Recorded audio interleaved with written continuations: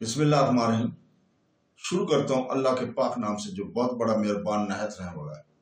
دوستوں، بہنوں، بھائیوں، بزرگوں، ذرا سوچیں، ایک غلام جسے بازار میں خریدا فروخت کیا جاتا ہے، خریدا بھی جاتا ہے، فروخت بھی کیا جاتا ہے۔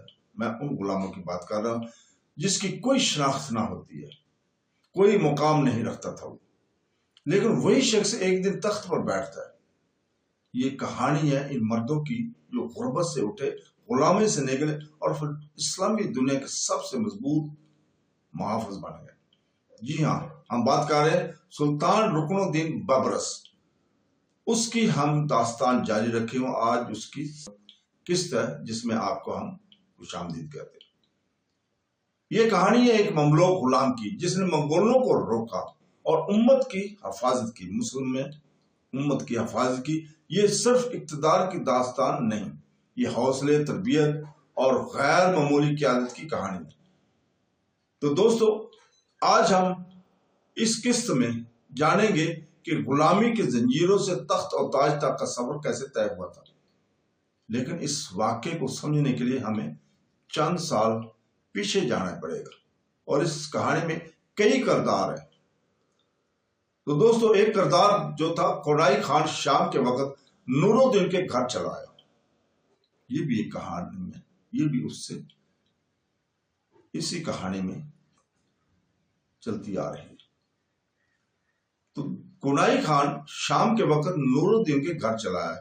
بھرے دربار میں برکائی خان نے جس تلخ انداز میں اس کی عزت افزائی کی تھی، وہ اب بھی سانپ بن کر اس کے سینے پر لوٹ رہے تھے۔ اس نے کافی سوچ بچار کے بعد نور الدین سے ملنے کا فیصلہ کیا تھا۔ نور الدین عصر کی نماز سے فارغ ہوا تھا۔ اس سے کونائی خان کی آمد کی اطلاع میں وہ اجلت کے عالم میں مہمان خانے میں چلا آیا۔ اس کے ہاتھ میں تسبیح تھی جس کے دانے وہ بے خیالی میں گرانتے ہی چلا جا رہا تھا۔ کونائی خان نے جب نور الدین کا پر نور چہرہ دیکھا تو بڑی اپنائی سے اٹھ کر اس کے گلے لگا۔ نور الدین نے اسے بیٹھنے کا اشارہ کیا۔ کونائی خان نور الدین تشکر امیز لہجے میں گویا ہوا، میں اپنے گھر میں تمہاری آمد پر بے حد خوش ہوں، اور میرا خیال تھا کہ شاید تم کبھی مجھے اس قابل ہی نہیں سمجھو گے۔ نور الدین، تم بڑے کم ظرف نکلے، میرے بارے میں ایسا سوچتے ہوئے نہیں، تمہیں ذرا بھی آر نہیں ہوئی؟ میں آخر کار ہمسایہ ہوں، ہم نے ساتھ ساتھ رہنا ہے، ہنسی خوشی ساتھ رہیں گے تو وقت اچھا گزرے گا۔ دوسرا، تم بھی ایک باپ ہو، میں بھی، ہم دونوں غیر مہذب صحیح، مگر بدرانہ تقاضے تو بدل نہیں سکتے نا۔ میں معذرت چاہتا ہوں کہ میری بات سے تمہارا دل دکھا، میرے کہنے کا مقصد یہ نہیں تھا۔ چھوڑو بیکار کی باتیں، اپنے بیٹے کے بارے میں بتاؤ، اس کا کچھ پتا چلا؟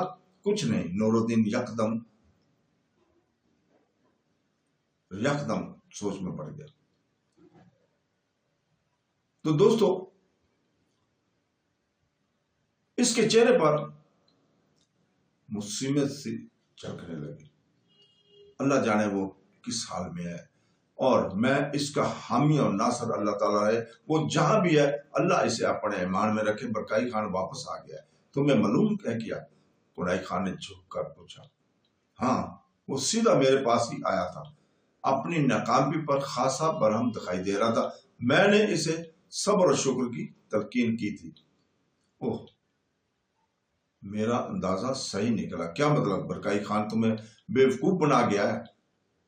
تم کیا کہنا چاہتے ہو؟ نور الدین بے چین سا ہو گیا تھا۔ میرا خیال تھا کہ وہ تمہیں سچائی بتا گیا ہوگا، مگر اس سچائی بیان کرنے کا حوصلہ ہی نہیں بہتا ہوا۔ کونائی خان جیسے خود سے باتیں کر رہا تھا۔ کونائی خان، صاف کہو کیا بات ہے؟ کونائی خان کا چہرہ اچانک اتر گیا اور اپنا سر جھکائے رنجیدہ دکھائی دے رہا تھا۔ کونائی خان، تم چپ کیوں ہو؟ نور الدین کی آواز کانپنے لگی۔ نور الدین، میں ایک باپ ہوں، اولاد کیسے پائی جاتی ہے اور اس کا درد کیا ہوتا ہے یہ میں اچھی طرح جانتا ہوں۔ کسی کو کیا اس کی اولاد کے بارے میں کوئی بری خبر سنانا کتنا مشکل امر ہوتا ہے، یہ شاید میں جانتا ہوں۔ میں تمہارے پاس تعزیت کے لیے آیا تھا، مگر یہ دیکھ کر مجھے مزید تکلیف ہوئی کہ تمہیں سرین دھوکے میں رکھا گیا ہے۔ تم ابھی تک بے خبر ہو और समझते हो कि तुम्हारा बेटा जिंदा है।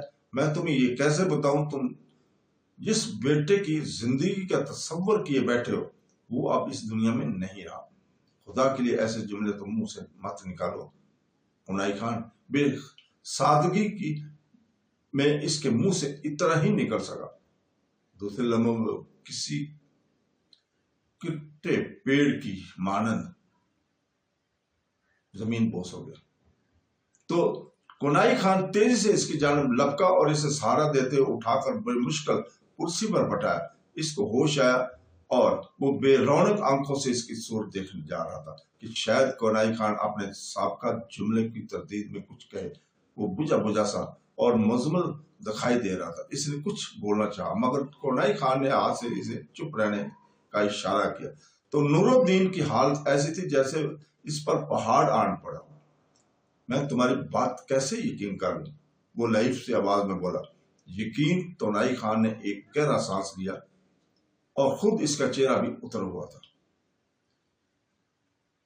मेरे अजीज, अगर मैं तुम्हारी जगह होता तो शायद ऐसा ही सवाल करता कि किसी बाप के लिए ये यकीन कर लेना कि वो औलाद की नेमत से मरहूम हो गया है। और कुनाई खान, तुम्हें ये सब कैसे मालूम है? नूरुद्दीन ने सवाल किया। कुनाई खान जवाब में जहन में तरतीब देने लगा। मैं आज ही शाही दरबार गया था। वहां पर कई खान की आमद पर शानदार जावत का एहतमाम किया गया था।